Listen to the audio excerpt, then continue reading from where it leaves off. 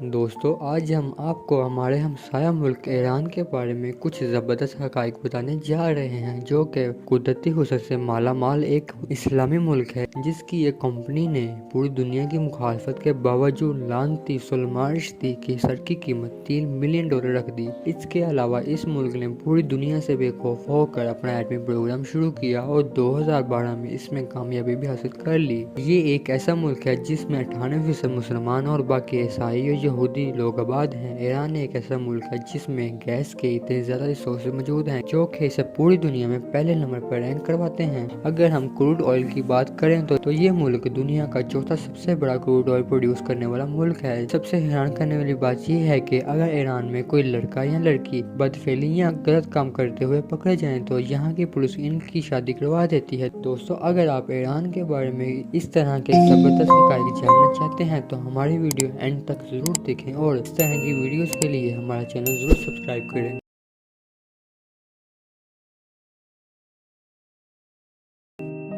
दोस्तों, आज हम आपको एक ऐसे मुल्क के बारे में बताने जा रहे हैं जो कि कुदरती हुस्न से माला माल है, जिसका नाम इस्लामी रिपब्लिक ऑफ ईरान है। इसे किसी दौर में पर्शिया के नाम से भी जाना जाता रहा है। ईरान को दुनिया की सबसे पुरानी सिविलाइजेशन का घर भी कहा जाता है, जो कि 4000 कबल मसीह में अलमाती किंगडम से शुरू हुई और फिर मुख्तलिफ अदवार से होती हुई साइबर द ग्रेट तक जा पहुंची, जिसने अल्टीमेट पर्शियन एम्पायर बनाई, जो कि तहरीक की सबसे बड़ी सल्तनत साबित हुई और इसे दुनिया की 5वीं सुपर पावर भी कहा जाता था। जैसा कि हर अरूज को सवाल है, इसी तरह अलेक्जेंडर द ग्रेट यानी कि सिकंदर आजम ने 4000 कबल मसीह में इसे फतह किया और ये बहुत से छोटे छोटे हिस्सों में तकसीम हो गई। इसके 100 साल बाद ईरान के लोगों ने बगावत करके पार्थियन एम्पायर की बुनियाद रखी और ये एक बड़ी ताकत साबित हुई। इसके बाद मुसलमानों का दौर शुरू हुआ और 700 कबल मसीह तक अरब के मुसलमान इस इलाके को फतह कर चुके थे और इस्लामाइजेशन ईरान की बुनियाद रखी, जिसके नतीजे में यहाँ पर इस्लामिक कल्चर का दौर शुरू हुआ और जहाँ पर दूर दूर से लोग आर्ट, आर्किटेक्चर, फिलोसफी और लिटरेचर की तालीम हासिल करने आते थे। इस्लामिक कल्चर से न सिर्फ मुसलमान मुफीद हुए बल्कि यूरोप से भी बहुत लोग यहाँ तालीम हासिल करने आते रहे। इसलिए इस दौर को इस्लामिक गोल्डन एज का नाम भी दिया गया है। 2 साल की हुकूमत करने के बाद यहाँ पर तुर्क सल्तनत आ गई। इसके बाद मंगोलों ने यहाँ पर हमला करके कब्जा कर लिया, लेकिन 15वीं सदी में ईरानी लोगों ने साफैस के नाम से अपनी सल्तनत की बुनियाद रखी और ये एक बड़ी ताकत साबित हुई। 19वीं सदी में ईरान के रशियन एम्पायर के साथ ताल्लुकात खराब हो गए, जिसकी वजह से ईरान को अपने कुछ इलाकों से हाथ धोना पड़ा। इसके फौरन बाद ईरान ने 20वीं सदी में पर्शियन कॉन्स्टिट्यूशन रेवोल्यूशन के नाम से एक तहरीक देखी, लेकिन इसमें भी वो नाकाम रहे। लेकिन इसके कुछ अर्सा बाद ही ईरान ने ईरानी रेवोल्यूशन देखा। इस रेवोल्यूशन का नाम रुहुल्लाह खुमानी था और ये यहाँ के सुप्रीम लीडर बन गए, जिसके बाद पूरा ईरान बदल गया और आज का ईरान 1979 में वजूद में आया। फैक्ट नंबर 2, अगर ईरान के रकबे की बात की जाए तो ये 16,48,195 स्क्वायर किलोमीटर रकबे पर फैला हुआ है। अगर ईरान की आबादी की बात करें तो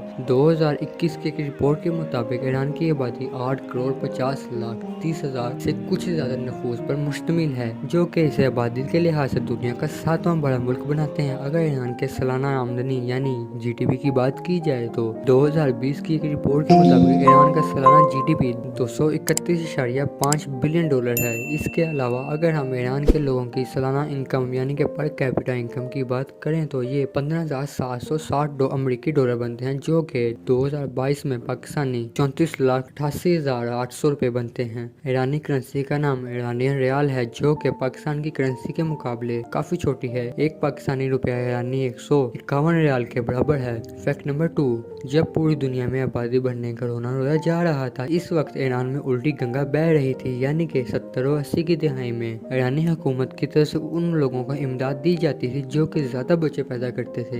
ईरान की हुकूमत इमदाद की शक्ल में अपने लोगों को मोटरसाइकिल, टीवी और पर हेड के मुताबिक खुराक देती थी। ये सिलसिला 1988 तक इसी तरह चलता रहा, लेकिन इसके बाद यहाँ के सुप्रीम लीडर ने लोगों को ये कहकर बच्चे पैदा करने से रोक दिया कि हमारा मुल्क इतने बच्चों की खुराक नहीं दे सकता और हम हमारी मोटर डूब जाएगी। दोस्तों अगर जेंडर चेंज करने की बात की जाए तो ईरान थाईलैंड के बाद दुनिया का दूसरा जेंडर चेंज करने वाला मुल्क है। इस समर में लड़के को लड़की और लड़की को लड़के में चेंज किया जाता है। इस समर में ईरान की गवर्नमेंट भी अपने लोगों का पूरा साथ देती है, यानी कि कोई रोक टोक नहीं। दोस्तों 1936 में ईरान के बादशाह रजा शाह ने औरतों के पर्दे पर पूरी तरह पाबंदी लगा दी। इसके अलावा तमाम इस्लामी कवानीन खत्म कर दिए और ईरान को पूरी तरह मगरिब की तर्ज का बनाना चाहा, जिसकी वजह से औरतों को आजाद ख्याल मर्दों का शिकार बनना पड़ा, जिसकी वजह से यह सिलसिला ज्यादा ना चल सका और ईरान में इनकलाब आ गया। जिसके बाद ईरान की औरतों पर यह लाजिम कर दिया गया कि जिसकी उम्र 9 साल से ज्यादा है वो अपने पाँव और बाजू ढाँप कर ही घर से बाहर निकल सकती हैं। फैक्ट नंबर 4, अगर हम ईरान में मियाँ बीवी की जिंदगी की बात करें तो मियाँ बीवी की लड़ाई के बाद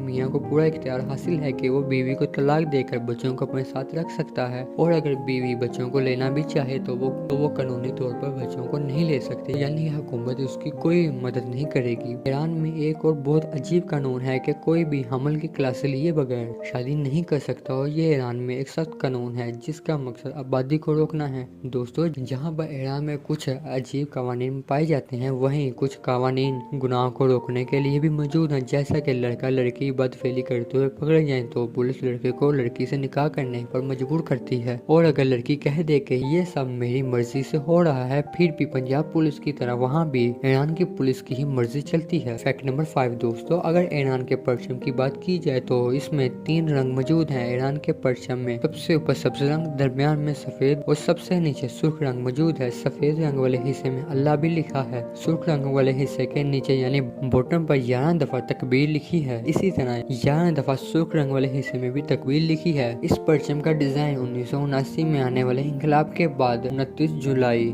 1980 में बनाया गया था। ईरान के परचम में जो रंग मौजूद हैं ये इनके रवायती रंग है और ये 18वीं सदी से इस्तेमाल किए जा रहे हैं, जिसमें सब्ज रंग इस्लामी रीजन की नुमाइंदगी करता है, सफेद रंग पीस यानी अमन को जाहिर करता है और सुर्ख रंग हिम्मत और हौसले की तरफ माइल करता है। फैक्ट नंबर 7 दोस्तों, अगर ईरान के कैपिटल सिटी की बात की जाए तो ये तेहरान है, जिसकी आबादी 8.6 मिलियन है। तेहरान के साथ एक और जुड़वा शहर मौजूद है जिसे ग्रेटर तेहरान भी कहा जाता है। ये शहर तेहरान को एक सर्कल की तरह घेरे हुए है और इसकी आबादी 15 मिलियन से भी ज्यादा है। ये शहर अपनी आबादी की वजह से दुनिया का 24वां बड़ा शहर है। अगर हम तेहरान में टूरिज्म की बात करें तो ये कुदरती हुस्न से माला माल शहर है। इसके अलावा ये ईरान का सबसे ज्यादा मशहूर और तरक्की याफ्ता शहर है। फैक्ट नंबर 8, अगर हम ईरान के लोगों के रवायती खानों की बात करें तो ये लोग चावल बहुत शौक से खाते हैं, और अगर ईरानी लोगों को चावल के साथ ब्रेड मिल जाए तो ये लोग इसी तरह होते हैं जैसे हम पाकिस्तानियों को मटर बिरयानी मिल जाए। ईरान के लोग भी चावल के अंदर गोश्त डालकर खाना बहुत पसंद करते हैं। इसके अलावा ईरानी लोगों की ये कोई पसंदीदा चीज है जिसको वो अपने खाने के अलावा अपने इलाज में भी इस्तेमाल करते हैं, वो दही है। ईरान में लोग दही को पर्शियन मिल्क से भी जानते हैं। फैक्ट नंबर 9 दोस्तों, अगर हम ईरान में टूरिज्म की बात करें तो ये ना